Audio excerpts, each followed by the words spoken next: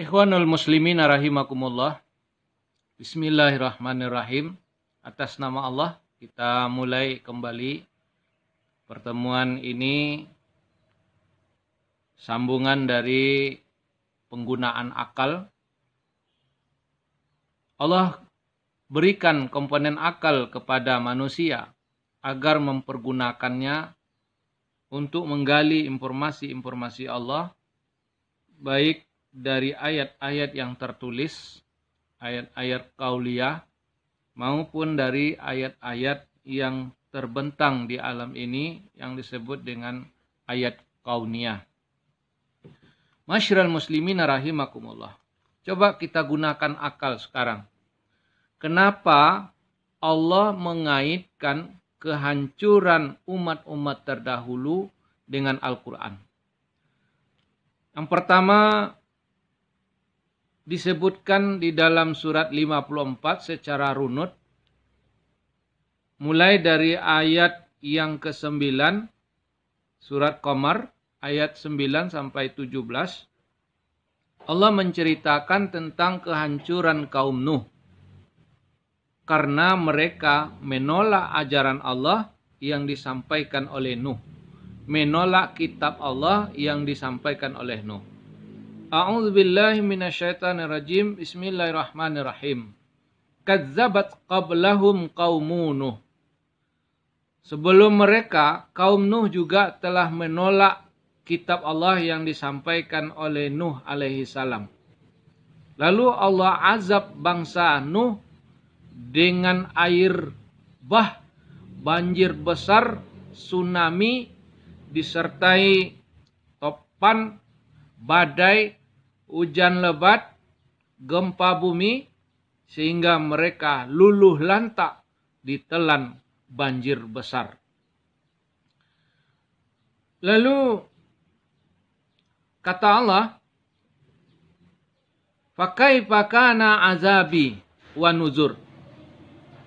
Kalian lihatlah berdasarkan sejarah bagaimana azabku dan akibat bagi orang yang mengingkari peringatanku.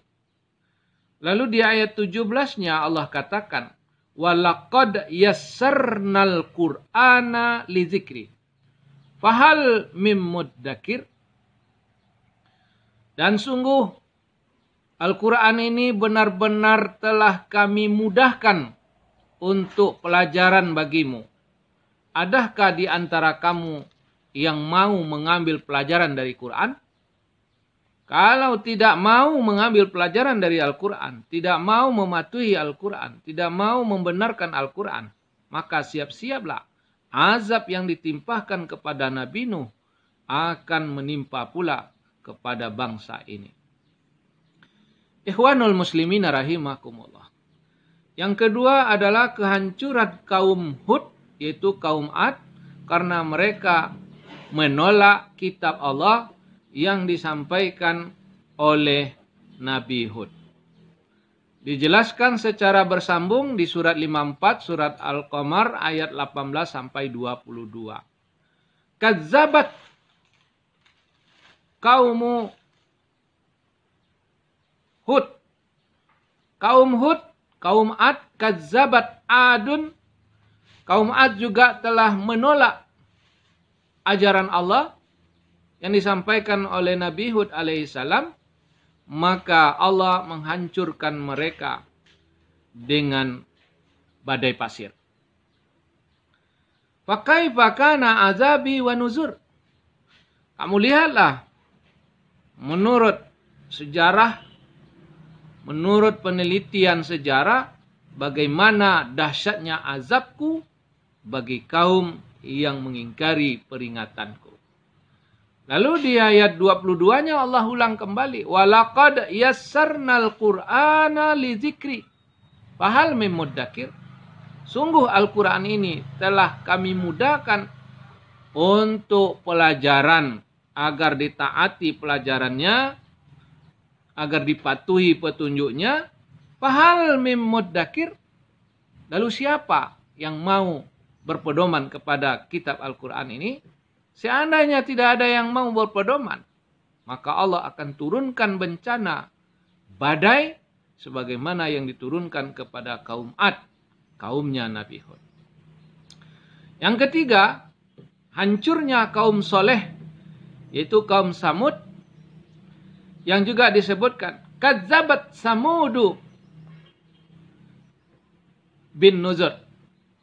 Sesungguhnya kaum Samud juga telah menolak kitab Allah, ajaran Allah yang disampaikan oleh Nabi Saleh alaihi salam. Lalu mereka dihancurkan dengan petir. Kata Allah, "Fakaifa kana azabi wa nuzur." Kalian perhatikanlah melalui penelitian-penelitian sejarah, bagaimana dahsyatnya azabku bagi kaum yang tidak mengindahkan peringatanku.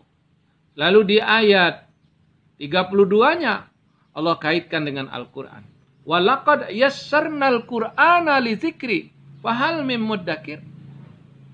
Sungguh kami telah memudahkan Al-Quran ini untuk pelajaran, agar dipelajari isinya, untuk diikuti petunjuknya, agar tidak ditimpa azab sebagaimana azab yang ditimpakan kepada kaum Samud. Ikhwanul muslimina rahimakumullah.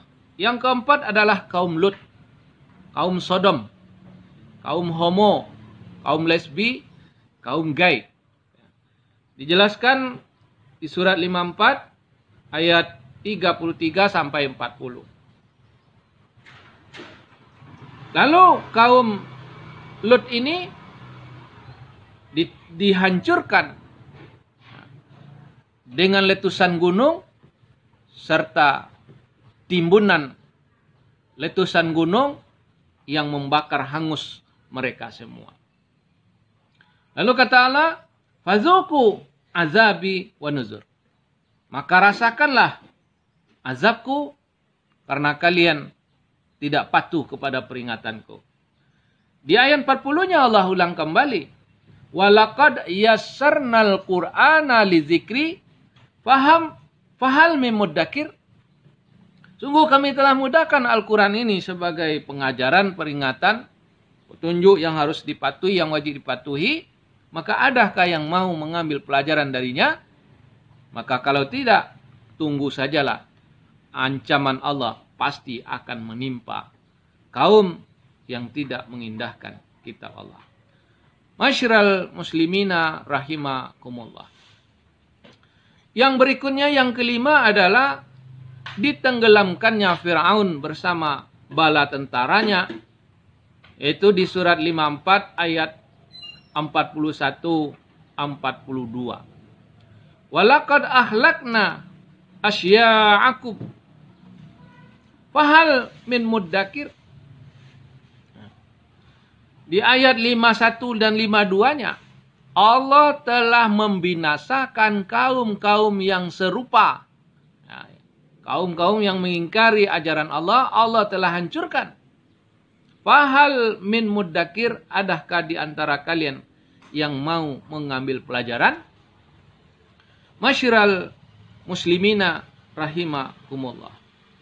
Ternyata yang menjadi masalah kenapa manusia termasuk umat Islam tidak mau mengambil pelajaran dari Al-Quran dan tidak mau menjadikan Al-Quran sebagai tuntunan hidupnya, itu karena akal mereka tidak dipergunakan.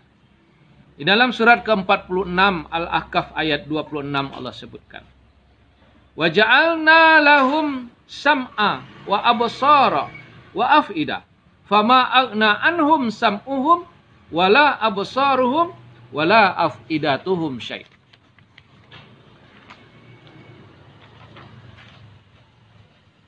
Kami beri mereka pendengaran, penglihatan, dan akal pikiran, tapi tak berguna bagi mereka akal pikiran mereka sedikit pun. Wala af'idatuhum min syai'in idh kanu yajhaduna bi ayatillah.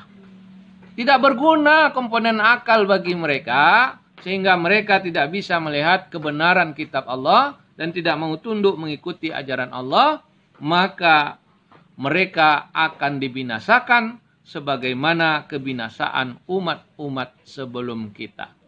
Masyiral muslimina rahimakumullah, inilah yang dikatakan oleh Allah, kebanyakan manusia tidak mempergunakan akal, yaitu mereka yang yajhaduna bi ayatillah, yang mengingkari petunjuk-petunjuk Allah. Ini adalah manusia yang tidak mempergunakan akal. Mudah-mudahan kita tidak termasuk yang demikian. Oleh sebab itu, mari pelajari Al-Quran, pelajari petunjuknya. Jangan lagi menonjolkan baca Quran tanpa makna dapat pahala 10. Ya, 3 huruf 30 dan seterusnya. Al-Quran bukan kitab nyanyian dan bukan kitab mantra. Tapi Al-Quran ini adalah kitab pedoman hidup yang peringatannya, petunjuknya wajib ditaati. Kalau tidak, tunggu sajalah azab Allah bagi orang yang tidak berakal. Barakallahu li wa lakum.